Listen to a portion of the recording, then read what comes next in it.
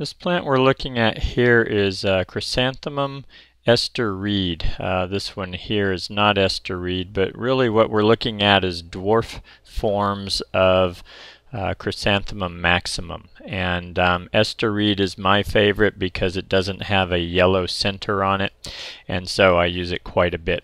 What I like about the plant is it's a low growing perennial and blooms a lot. Great little accent in about a 3x3 space or smaller.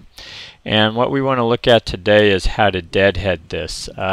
Fortunately, this is one of the easiest plants you're ever going to deadhead. You can see here I've got a pair of hedge shears, and I'm basically just taking this plant down right almost at ground level, probably a couple of inches above ground level. So what I do is I go in real quickly, take them down almost like a mower. And the reason being is the flower stalks all turn brown when they're done.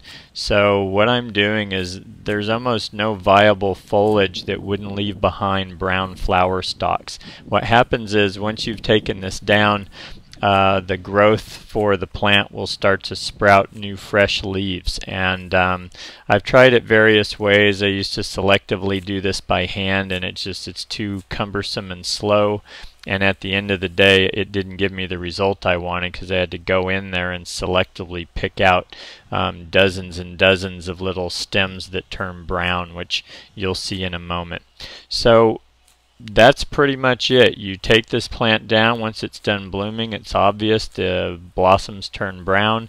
You deadhead it, and depending on where you're at, I found that coastally, like in Monterey, Santa Barbara, because of the cooler weather, that's when this likes to bloom. These tend to bloom in the spring in this hot inland valley in Northern California where I live, and then I get another blossom at the end of summer when it starts to cool down again. But I saw these blooming in the middle of summer near the coast, and so I think they're more of a cool weather blooming perennial.